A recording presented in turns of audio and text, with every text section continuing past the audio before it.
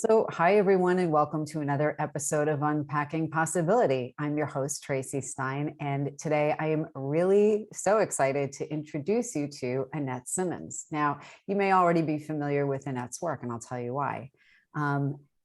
She's a well-known keynote speaker, a consultant, and the author of 4 books, including The Story Factor. And you may have heard of The Story Factor because it's listed in the 100 best business books of all time. Pretty impressive. She got her business degree from Louisiana State and spent 10 years in Australia in international business, learning a lot. And you'll really see the fruit of that labor today. She has a master's in education from North Carolina State, and then founded Group Process Consulting in 1996. And her new book, which I find riveting, and you'll see why shortly, is Drinking from a Different Well: How Women's Stories Change What Power Means in Action. So Annette, welcome. Thank you. Thank you. I'm so glad you like the book. It is, as I mentioned a few moments ago, I'm still reading it, but it is honestly riveting, and it is rare for someone to say that, I think, about a nonfiction work, but it is compelling from the first pages. I've been teaching storytelling for over 20 years. And one of the things that I tell my participants when I'm teaching is that if a story is boring, tell more of the truth. And so that's what I did is I just tried to tell as much truth on behalf of as many points of view as possible. And that comes through so clearly. And I have to say, it is a very courageous book. It is an incredibly authentic book. And you almost forget as you're reading it that it is a book about business. It is a book about power dynamics. It is a book about so many things that are, so relevant and important right now about inclusivity and gender. And I can't even do it justice. So I got my start in leadership doing self-awareness workshops. And so there's this process where we actually have to tell ourselves the truth about things that we've kind of been hedging on, and this is what I hope the book does, is validate that you're not crazy. You saw all of this, for the last 20 years, and let me just validate that it's really important what you were able to see that perhaps men weren't able to see. And so this book, I actually wrote it to be a self-awareness workshop, similar to what we would do in person. And it really comes through. It feels very personal. And in fact, you start early on with your journey. And I'm hoping that rather than my summarizing it, that you can encapsulate it here for our listeners, because your journey really informed your work even decades later. Yes, definitely. I lived it. The 4 books I wrote were really trying to infiltrate from within with more feminine processes. Storytelling is a very feminine process in terms of witnessing and stating what is, and trying to go, instead of trying to fix it, to actually enlarge somebody's point of view. My point of view, when I was born and raised in Shreveport, Louisiana, by a dad who wanted me to be a lawyer, and he taught me exactly how to go about it, and never complain, work hard, compete to be the best, that sort of stuff. And so I didn't want to go to law school, and I didn't want to tell my daddy I didn't want to go to law school. So I moved to Australia instead. And Australia was the first chance I got to realize that my narrative is not everybody else's narrative. And a lot of Americans don't actually even get that opportunity. But I went over, using the metaphors of the squeaky wheel gets the grease, and early bird gets the worm. And over there, the metaphor is the tall poppy gets, cut. Yeah. So I invited many, the Japanese metaphor is the protruding nail invites the hammer. Wow. So I invited many hammers. Some of them were because I was the ugly American, but some of them, on reflection, was because I was a female in a male-dominated society, certainly in the 80s back then, working for J. Walter Thompson, which we, as this advertising agency that's so world famous, we used to say it's a great place to work if your parents can afford to send you there. Oh, wow. Yeah, so it's for the experience. It's not, and I learned a lot there too. But I found that what I thought our job was basically, to sell cars. We worked on the Ford business, and that everybody would be on the same team. And my project, a little small project there, was that I wanted to see what database marketing was. This is early days. It's now internet marketing, but so we produced mailing lists for the first time in Australia, and oh my gosh, the results were amazing. We would send out these, direct marketing mail packages, and the more successful I got, the more unpopular I got with the guy who was in charge of the TV budget. And so one day I had been trying to find the sales statistics, because back then you couldn't necessarily show a spike without looking at, overall sales. And he kept saying, oh, they're in Angela's office. And I'd run over to Angela and says, I don't have that. Ian has that. And I ran after him for 3 days until Friday night. It was, now I was going to have to work over the weekend because the presentation was Monday. Ian and his buddies are about to go out for drinks. We're on the 14th floor. They're around the elevator. And I run up and I said, Ian, so glad I caught you. I need to get those sales statistics. And he looks at me and he gets something out of his pocket, and it's his keychain flashlight. And he shines it on my breast, left and then right.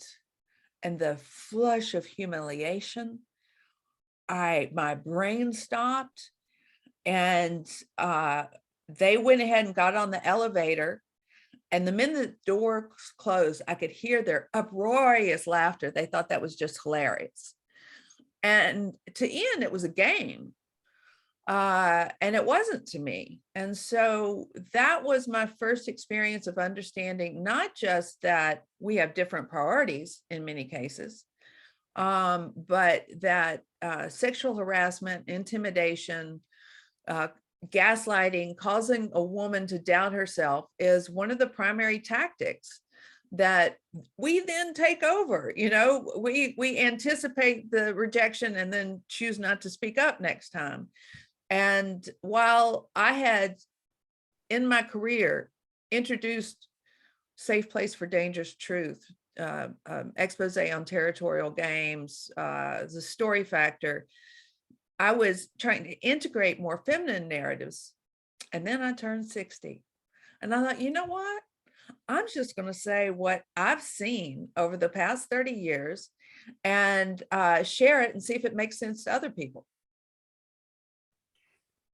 And thinking back to reading your story that you just described, where you ask a colleague for data that, in your mind, of course you have a right to, you're on the same team, you're working for the same company, even though you're working on different projects, and where your inner narrative is collaborative.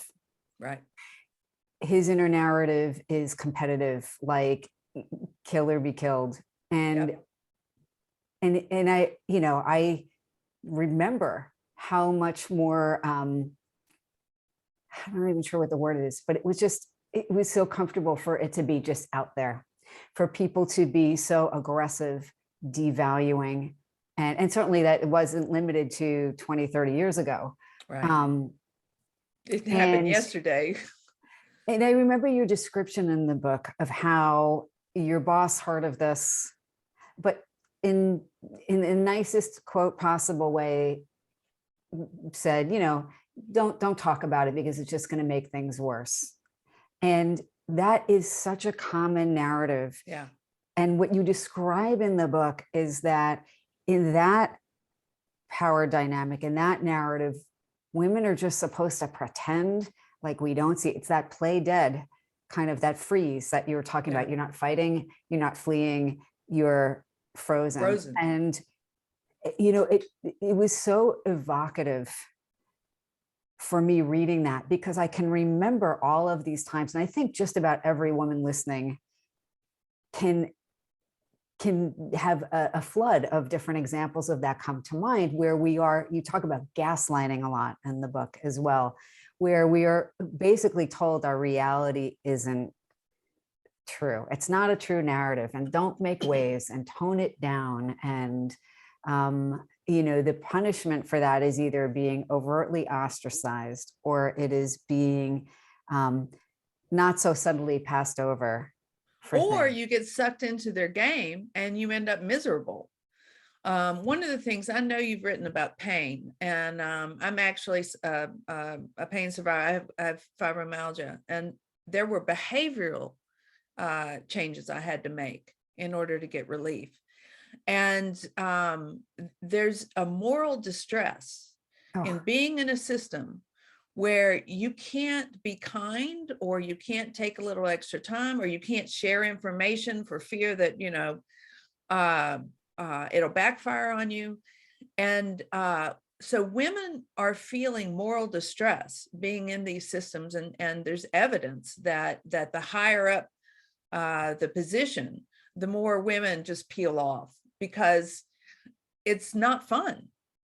And if there's a difference between men and women, it's not in terms of what we're competent at. We have the same capacities, we have the same competence. The differences that I find, and again, we're non-binary. Okay, everybody, we're not, gender's no longer coercive, but it's still meaningful.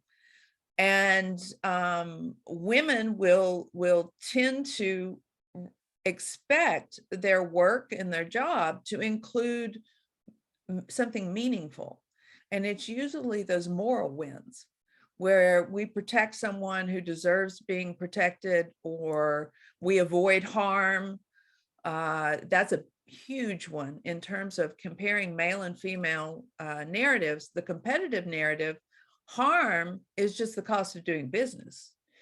There's a quote from the French Revolution that was used to justify killing, that we use in business all the time now. And it's called, you have to break a few eggs to make an omelet. That original metaphor was used to justify murder. And men tend to enjoy dominating a space, and looking at power as the ability to dominate. And women, if we don't have the ability to avoid harm in the places that we supposedly dominate, or to protect people, then it leaves us feeling empty and miserable. And so it's a form of pain. It's a form of moral pain, moral distress.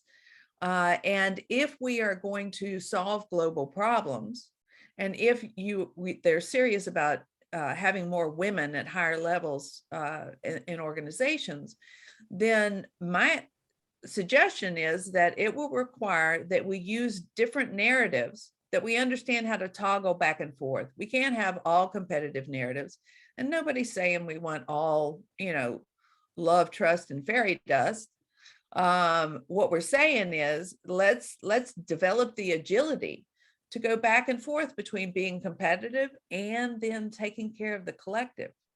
And then let's be some competitive again. And it's the toggle back and forth that people are having trouble with. I want to just highlight for anyone listening that you are saying things that a lot of people right away, it resonates with them. But you actually did a ton of research on this topic, not once, but at least twice, where you gathered a ton of data. You did an enormous amount of interviews about people that other people identified as powerful. Yeah, the interview always started with, so how powerful are you on a scale of 1 to 10, which is a psychological trick, because their immediate response is going to be, well, what do you mean by powerful? And then I said, I don't know. What do you mean by powerful?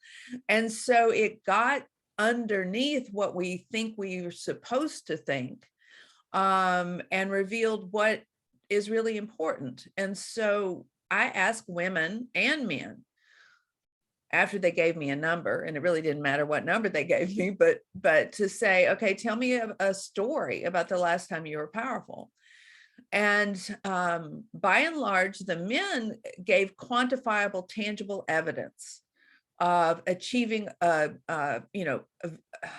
visceral goal. They either doubled sales in August, or they turned 10 TV appearances to 20 TV appearances. And the women, yeah, that's part of our stories as well. But half the time, our stories are about achieving a moral win, that in some cases doesn't show up, and in other cases actually looks like a loss. So one of my favorite stories that my friend Robin told is the power company people came to trim the trees because the wires were, close to the trees. And she says, those people aren't arborists. I went out there and they said, can I cut this one? I was like, no. Can I cut this one? And she said, no. And so she had to go inside for a second. She came out, they were all cut, all the ones she said no. And the crew chief is like, oh, we must have misunderstood. That's gaslighting. They didn't misunderstand. They just thought they would get away with it. Well, she climbs into the tree, gets her family Bible and starts reading out of Genesis of how we're supposed to take care. Anyway, they finally went away. And then ever more expensive cars, as the situation escalated, drove up her driveway. And she said, if the poles were straight, these wires wouldn't be in my trees. And so that's an example of how a competitive narrative figures out, well, it's cheaper to cut the trees than it is to straighten our poles. So therefore, that's the problem. And that's the definition. But she would take these guys and show them, take them on a little field trip, which is what storytelling can do. She actually took them outside and said, now, I want you to look at that pole. Is that pole straight? And of course, you can go like this, but it wasn't. And she said, do you think those wires would be in the tree branches if the pole was straight? Nobody could argue with the truth of what she was saying. And ultimately, they straightened the poles. And her trees are safe now, at least for a little while. I'm glad you brought up that story from your book, because I'm struck by many things about it. And you open the story by saying Robin told you that a man rang the doorbell, and when she opened the door, he said, "Is your husband home?" And that was the first thing. And that is still so common today. And somewhat, I can imagine people saying, "What's the big deal?" And there's a bigger subset of those people than I realized. But there's the argument for thinking about it differently is that she opened the door to her home, and immediately by someone asking that question, it implies that she's not in charge, or that she's not competent to make a decision about her property. And you know what, I believe that the guy probably wasn't even thinking about that. He was probably just, he's programmed to say, is your husband home? The guy in charge. It's not about malicious. It's not about malicious intent. And so you started this talking about people who say, oh, get over it, it doesn't matter. Well, that's a territorial game. That's gaslighting, to try to convince us it's not a big deal. Right. When in this particular circumstance, sure, I could get over it. But if we look at the global narratives that we're using to define what's most important and what's least important, we need to realize that making these little things a big deal will then escalate up to the point where we start to shift the narrative at a much higher level. So it is a big deal. It doesn't mean that you need to go off on, Mr. Crew Chief. But our intuition causes us to think, and I'm encouraging women to listen to that intuition, because you've been told it's not a big deal. You've been told that you're just being unreasonable. You're too emotional. You're unfocused. And these two critiques of women are specifically critiques of collaborative narratives, because Love you that you have say to that. you have to have emotion in order to negotiate 5 or 6 different points of view merging into one bigger picture. And the whole idea of 5 or 6 different points of view is that you're multi-focused. And yeah, it's going to sound like there's ambiguity in there, because there is. You can't merge 5 or 6 different points of view into one without dealing with the fact that, oh, it looks good for this person, it looks terrible for this person. And so as we, instead of a competitive narrative, which is whoever talks the loudest and is the meanest wins, a collaborative narrative means that we have to balance. It's much more complex. There's much more ambiguity. Emotions are data. And when we choose collaborative narratives to define a problem, then we end up with a much better definition of the problem than just something that a competitive narrative would come up with. Because the competitive narrative is like, is it going to help me win? No, then screw it. I'm going to read something from, oh, did I move my iPad? I did. I'm going to wheel over here and grab my iPad if my microphone. We're being authentic. I feel like this is real, right? Absolutely. So you have a subheading, circle of moral concern, and I just want to read a little piece of this. It's an interesting paragraph, because you say it is neither accurate nor respectful to judge women as being more moral than men. Rather, let's begin with the premise that men and women both express moral concerns, but that women may tend to draw circles of moral concern, including people and issues that men may interpret as being outside their circle of concern. I thought that was so interesting, because you said, for instance, in a corporate boardroom, it might seem obvious to a man that his company is not responsible for improving the working conditions of subcontractors in China. Yet it might seem equally obvious to a woman that gleaning profit from these subcontractors obligates her company to protect them. And I just thought that so well encapsulates, I think, what you're talking about, is that it's important to be able to understand different ways of thinking. It's important to be able to communicate our different narratives, and it's important to make space for those narratives. And so often the space has been, women have kind of been pushed out of the space. If you don't play along with this very old set of rules, you're kind of ostracized.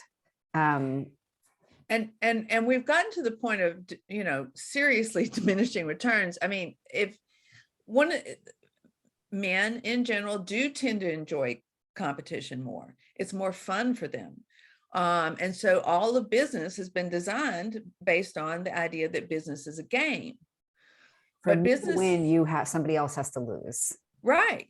And so what happens is that harm avoidance is the critical area where I see most of the conflict in terms of power struggles. I don't know if you marched back in 2017, but I did with all the women, and it was just like millions. And I mean, we were so packed in there, and there was a visceral experience. A lot of men said, these women don't even know what they want. So yes, we do.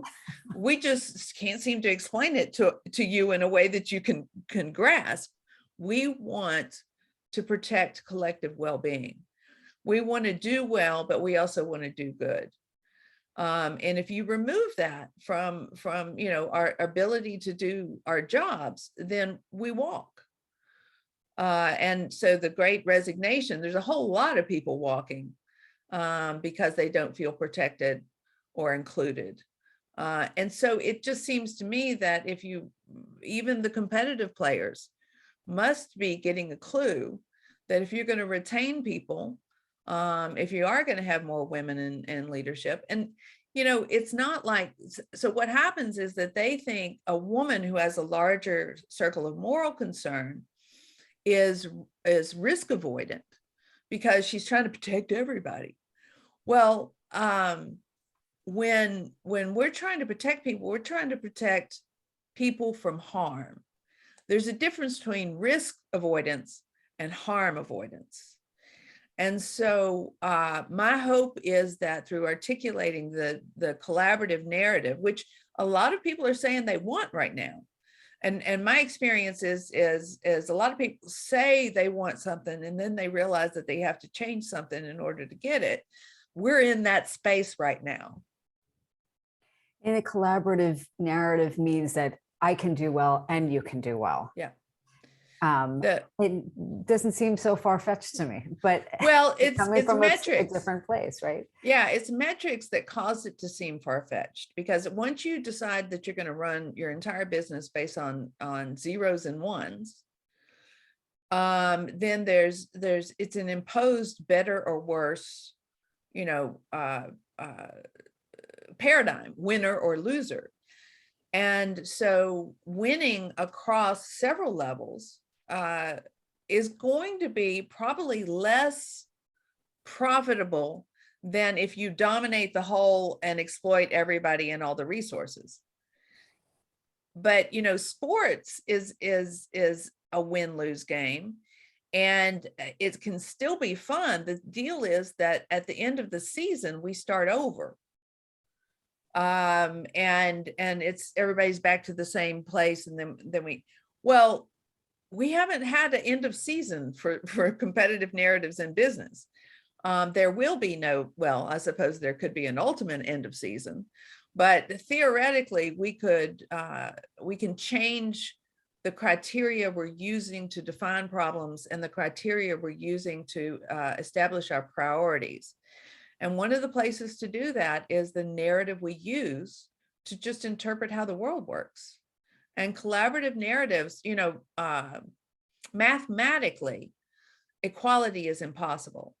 This guy in the 1950s named Arrow actually did the mathematical criteria about, because it's equality is your perception of equality. If I want my kids to be homeschooled and you want your kids to go to school, then the equality is we both get what we want. So it's a very complicated thing. And he was able to prove without a doubt, mathematically, that it is impossible for everything to be equal. And I just want to go, duh, of course it is. And yet, between competitive narratives and this impossible to reach, purely collaborative narrative, there's all this space in between that we have not yet explored. And we can get much closer to it. And so saying that it's impossible has been a way to avoid actually trying to get closer to it. And it's time we realize that while it may be numerically impossible, the feelings of equality are something we can still experience. And when we pay attention to what it feels like, we pay attention to how we solve problems in a way that feel more beneficial to more people. Really well said. And I have about 15 questions coming to mind, and I jotted some down. So I'm going to pepper you with a few, but I want you to steer this again where you think it should go. So I think you dispel some myths about what it means to assert oneself and to refuse to be gaslighted. And again, I just want to define for people who are less familiar with the term, gaslighting is, you know, something's true and someone looks right at you and tells you that that's completely false. And the aim is to basically make you feel like you're crazy for thinking, for calling something what it is. And you note that in your book. So there was something, sorry, I'm trying to, it's at one point, back to your story about Robin and, you know, coming out to find that the tree branches, she said, shouldn't be cut, were just cut. And the man, the supervisor looking at her and saying, well, I don't know, these workers must have done this, when obviously that's not what would happen. You say something that I thought was very interesting, because a lot of people, I think, have this false belief that in order to take up space and in order to assert ourselves in a context sometimes where we're very much told that we shouldn't, kind of like the who do you think you are kind of context, or don't make waves or whatever. What was interesting is you noted that she didn't waste her precious energy on being offended, nor does she let herself be manipulated. And so one can call it like we see it without, not so much as to avoid making waves, but I'm thinking of the Marsha Linehan thing of being, you know, the difference between being right versus being effective. And sometimes we know we're right, but it will gain us nothing to try and convince someone who can't hear it. But there are lots of ways to know we're right and to be effective. And she remained focused on her goals. That's something I had to learn the hard way, because I would get offended. And when I got offended, either I would pop back in some way, tit for tat, like, you know, you're going to diss me, I'm going to diss you, which is just playing into the competitive narrative. Or I would shut down, which is another way of and just leave. And you know, many times unwillingly, like this scene in front of the elevator, my brain didn't come back until 3 a.m. I froze. Understandably. And what I learned, because I use the same methodology to find out what turf wars were. I would say, tell me about a turf war. And they'd say, well, there's a backstabber. And I'd say, well, actually, there's no knife and blood. That's a metaphor. What happened? And so I identified all these games because they ticked me off. So almost all my books have been a pet peeve that I sought to solve. And I began to recognize in myself this either get mad or shut down. If I get mad, then I am playing into their desire to make me seem hysterical. And then I embarrass myself, or I further denigrate my position. Or if I freeze and go silent, the trick is to stay sane and keep moving forward. And so one of my favorite examples of that, which is in the book, is I was facilitating a dialogue with a bunch of people from the Pentagon, and this 2-star general just yells across the room, "Why don't you just grow up?" And the woman that he directed that phrase to was a lieutenant, and she looked up and she says, "I don't mean to be disrespectful, but could you be more specific?" And it was like, oh, I want to be you. That's fantastic. And so it's in my head whenever I get slammed in that sort of way, or, you know, somebody seeks to explain why my book doesn't make sense. And my reaction, my go-to is, tell me more. Because if I flip out or if I go silent, then I'm not helping anybody. And what I learned is these territorial game players, you know, it's so pervasive, they don't even realize there's another way to react here. And I figured out a way to give people second chances, even third chances. And it's amazing, you know, you're not going to get 100% response, but you certainly don't get any response if you flip out or shut down. So finding a ways to give someone a second chance to hear themselves speak. And what that woman's response did was it took all of this aggression that was being hit at her, and instead of the equal and opposite aggression, she just simply highlighted what was going on, and it takes the attention back to the bullier. And sometimes it works and sometimes it doesn't, but it works more often than not trying. You're making me think of something that I've used this example a lot with patients and just in general. And it's something that, I, like most people, took a long time to kind of get this, to really understand this. But when I picture that general, a lot of times when people are that aggressive, sometimes they're just discharging aggression. And also somebody in that position has been permitted to do it. Rarely is somebody challenged, right? But they're discharging energy. And you're absolutely right. Our instinct usually is to punch back, metaphorically, or to just shrink.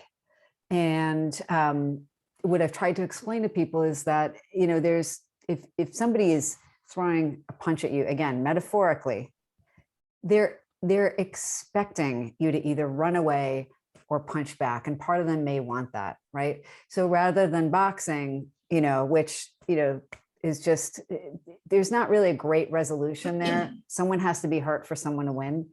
There's like the Tai Chi, and what you described is the Tai Chi. I'm going to move toward your energy and redirect it.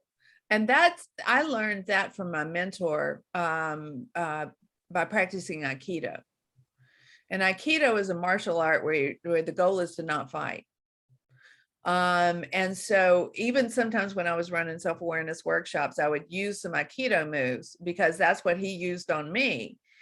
And if somebody's throwing a punch at you, you can grab that punch and turn in the direction and try to see what they're seeing. And so that's the metaphor that I use because very often they don't feel validated. And if I can say, so what I hear you saying is, and then validate what they just said, then I earn a chance to say what I think, because I've demonstrated to them that I acknowledge and I understand. It's one of the reasons why in couples counseling, we're taught to repeat back what someone just said instead of to tell them that that's ridiculous, that didn't happen. And it works in business too. All right, I think it's great. And I think your book is, again, as I said before, it's well written, it's compelling, it's a really engaging narrative. So, it's clear that you're an excellent storyteller, but you're telling, you're weaving narrative that is a nonfiction narrative that is designed to help people really see something that's been all around them. Yeah, one of the problems with people's expectation of narrative is that their expectation comes from the world of fiction. And there have been templates created by men that say that a story has a beginning, a middle, and end. It's always got a conflict, and then there's a resolution. Not in my experience. I've seen lots of stories that are about a polarity that can never be resolved. And the story is about how to negotiate through without going too far to one side and too far to the other. So these narratives that we have been burdened with, particularly since storytelling got popular, everybody began applying the hero template. And, frankly, there are dragons that you should not slay. You should actually listen to because they have important information for you. And so what women, the reason I wrote this book is that I want women to trust their judgment, to trust their instincts, and to understand and predict the ways that they're going to get discouraged and the disdain that will come when you want to avoid harm and when you want to create collaborative narratives. And instead of writing a book for men to understand, I wrote a book because I want women to understand how important our perspectives are. And how if we don't push these perspectives, then the only thing left is a competitive narrative that will end up with only one winner and the rest of us losers. It's so true. And I want to ask you a few questions about everything you just said. So, all right, I want to show you, I have like a billion of them, so I'm not going to try to do that, but I'm trying to Just pop them out. Let's do this. Where should I start? So how can women trust their own instincts? Let's start with that. So you give compelling stories about women doing it and why it's important. Say someone is in the place where they are still more likely to freeze or flee or just fight and get nowhere. How can women own their own narratives more comfortably? Well, it's the self-talk that happens in your head. So initially it was people telling us that we're unfocused or we're too emotional. And somewhere down the line, we started believing that. And so the place to start is the self-talk. And so the statements I like to replace those with is that emotional intelligence is more important than algorithms. More valuable than algorithms, and if you're good at it, then you really have something to offer here. And whether they think they want it or not, they would like to survive. And so I look at these feminine and masculine narratives as sexual dimorphism.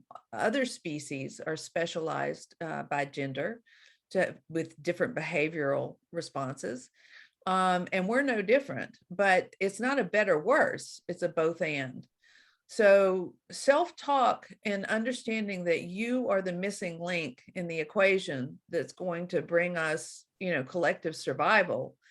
For me, that's important enough to not abandon yourself and to stick to what you're saying, to stick to your narrative, and give them ways to experience and participate.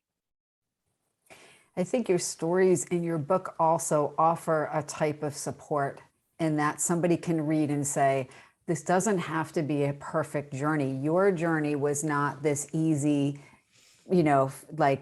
fairy tale perfect trajectory. Not in the least. And in fact, by reading about what you have struggled with and what you have learned and what these other women's stories that you've shared in the book, their journeys, that's a way for somebody to say, it's not just me, I'm not alone. And it's not meant to be a perfect journey. Yeah, no, it's complicated and ambiguous. And that's how we know we're on the right track. I love that you normalize women's reasoning and their different definitions of power in the book. And you don't hold them up to a male standard so that I love that you do that. I'm just noting a few other things. You define power outside of financial gain. Love that it's not so limited and narrow in your book. You mentioned power with versus power over. And I know you've already spoken about that, but again, I feel like that's something that so resonated with me when I read the book. It's one of those, the reason I explain it in detail is because it's knowing when the triggers are and being able to anticipate them, and power with and understanding why we're getting so much pushback. So power with is a different procedure, and it requires different kind of ranking systems, and it requires the capacity to bring in collaborative narratives in order to define problems. It takes longer. It's complicated. And so someone who's looking to simplify and the values that have been elevated way beyond the point of diminishing returns are speed and efficiency.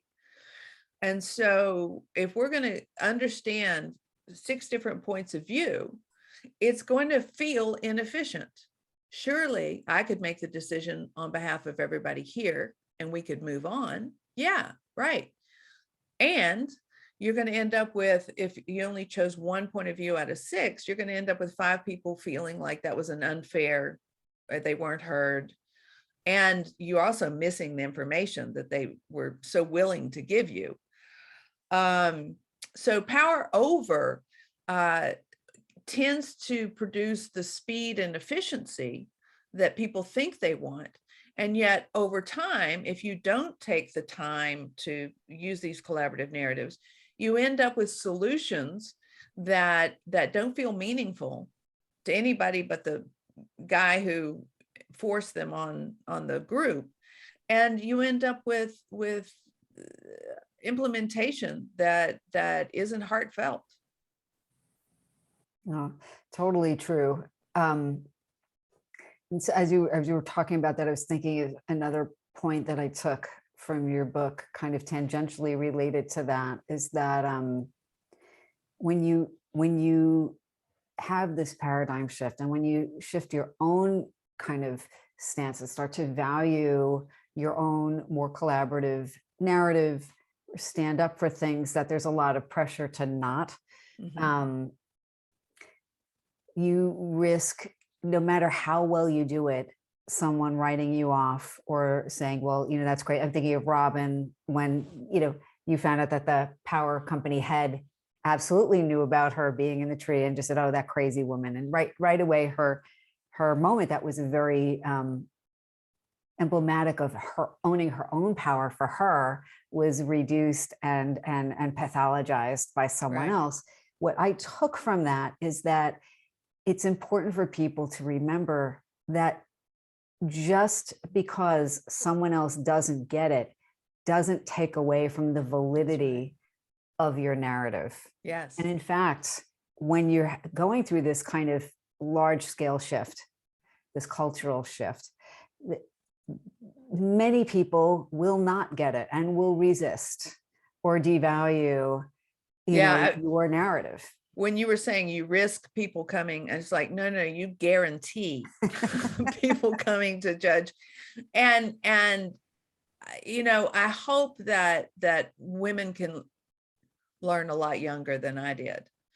But I'll recount a situation where it's a thing we learned when we started learning how detrimental codependency is. And so how do I step out of this? How do I create boundaries? And so I had a podcaster who was said he was interested in the book. And we had a preview interview, and I signed on to Zoom. And he said, I just need to let you know that I've decided not to do the interview. And I was thinking, then why am I here? And then he proceeds to say, I found this very disturbing. I didn't see myself in this book at all. And I'm thinking, like, this is a video of you in the book right here. And so here's the thing is, what do I do in that situation? I could insult him back, or I could get defensive. But what I did was I said, and we had some deaths in the family that week. I said, there have been 2 deaths in my family this week, and I'm not up for this right now. So if we can end this conversation, I think that would work for me, and you don't want to pursue it anyway. And I know what he had planned was, and he had notes, telling me what I don't understand, and how ridiculous. I don't know what he had. I didn't want to find out. And so I learned that I have to nip that in the bud. Instead of being sucked in and wanting to, bring this one person around and help him have understanding, I have learned when to walk away. And it's a much better use of my time to talk to people who are curious about it and interested. And I just didn't feel like being bullied that day. And I think that's completely valid to just say, like, this is not worth the cost to my emotional energy. and you're never going to take everybody's never going to come along and get it. Everybody's never Right. going to be, I mean, that's really kind of a lot of what you're talking about too, is this larger kind of idea where,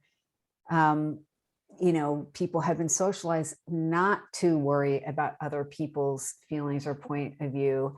And, you know, I don't actually know that there's anything, there's a lot of times there's just not something we can do with that. And we can choose to focus our energy on helping the people who want to say, how do I learn to, trust myself and honor my own feelings and not constantly defer to other people's definition of what's okay, or not help other people exclude me from the discussion. Yeah. We don't need to give the bullies any more energy. And, like some people just, it's like with anything, some people just aren't going to get it, or they're not going to be open. But I think, again, I want to reiterate that I did not see your book as overwhelming. It was very moving. And it was very evocative. And it definitely brought a lot of stuff up for me as I read it. And as I think it would for most people, or certainly for most women, but, not only women. And my husband loves it. He, at times more than I do, because I'm like, okay, wait, let's move on. But and then I had another interview with a man who said, you say you wrote this for women, but I think men need to read it. And I'm like, that's great, but I had to create a point of view in order for this story to feel cohesive and whole. And so in the beginning, it was written for women. I think it's great. And it's funny that you bring that up about your husband, because this morning my husband said, oh, good luck with the interview. And I said, you have to read this book. And I explained it to him, and he said, I really want to read it. It sounds really important and interesting. And the thing is, again, I don't see this as I don't see it as polarizing. I see it as elucidating and important. I hope so. And, like, I feel like there's a big enough table for everybody. And I think that's the general aim of your book. And I think helping people to feel, again, more comfortable honoring what they feel and think, not discounting their own truths, taking up more space, and realizing that it's okay if everyone doesn't get it. Yeah. Yet. I think it's really important. And again, it's so well written. It's psychologically sophisticated, but it's approachable. And again, I started studying psychology when I was 13. My dad was a Comes social through. worker, and I read transactional analysis and rational motive therapy, and so it's always been my habit to look for solutions and test them. And if they don't work, then I look for new solutions. And this is my effort to show a new solution instead of power struggles, understanding that the conflicts we come into aren't supposed to be resolved. One wins and the other loses. The conflicts we come into are contrast, and it's two sides of the same coin. And so understanding how to manage both without pretending like the other just doesn't matter, that's the essence of the collaborative narrative. Well, I think it's really helpful. I think it's going to be very important for people especially for people who are starting to find their own voices, or who are feeling this kind of vague stagnation or dissatisfaction, and are saying, well, what to pay attention to and how that can shift. And really people just not feeling alone as they go through that process. And I wonder about the younger women, because the internet has operationalized competitive narratives in everything we do now. To the point where, friends are no longer friends, they're contacts that you network, and it's all turned into a big Amway conference. And so I don't know if these younger women are going to realize that the systematized biases that they're dealing with. Although I do know that I dedicated this book to Greta Thunberg, because it's these very young women who are uncompromising about collective survival, who will discover the barriers that are built into our systems and start to redesign them. It was incredibly inspiring and a very appropriate dedication, certainly. And I do think that younger women can absolutely find something to connect to. I hope so.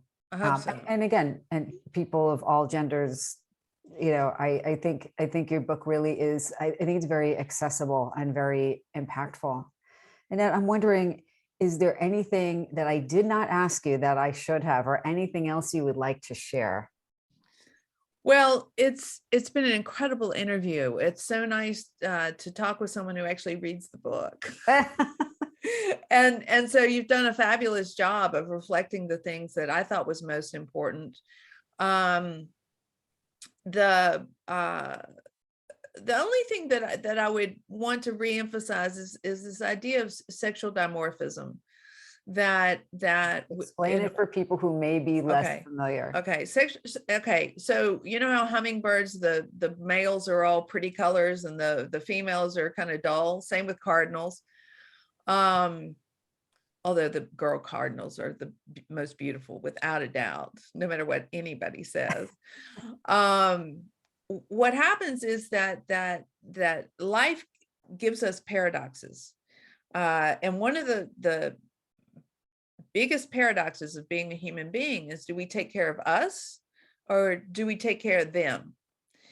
And so evolution came up with this idea that I'll have females specialize a little bit more in taking care of them, and I'll have males specialize a little bit more in taking care of us. And as long as they communicate, then we're managing both sides of that paradox.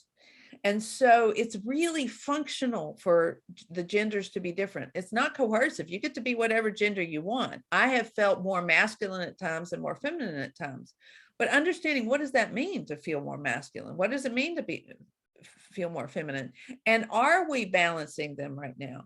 I would say right now we're not. And it's not unnatural to expect males and females to have complementary and supporting, paradigms. The only problem is that the technology has only been adapted to support one. And so now we need to rebalance it. And there's nothing wrong with saying that, the genders are different. I think they're different for good reasons.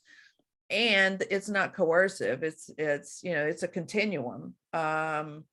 Yet there is some meaning still to be found from feminine narratives that has not been optimized. I try to use business words. And so it's important for women to speak up and anticipate how you'll get shut down and not let it happen. Very, very well said.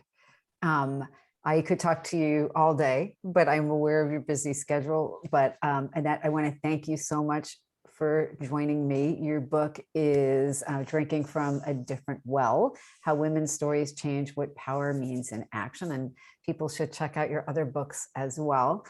Now, tell people where they can find you and find out more about you and get your book. So if you're particularly interested in Drinking from a Different Well, it's available in an audio book as well as a print and obviously Kindle on Amazon, or you can go to your private bookstore. I made sure that you could support local bookstores. The website for that is differentwell.com. And then if you want to see everything I've done, the website is AnnetteSimmons.com. And that has all my books on it, and lots of stories from years and years of consulting, and even some pictures that people drew. One of the things that I ask people to do is draw a metaphor of what it's like to work here. And those are hilarious. And it's a really great way to shift people's perspective using visual imagery. Oh, sounds really great. And again, I'm so glad you took the time out of your schedule to speak with me today. What a pleasure.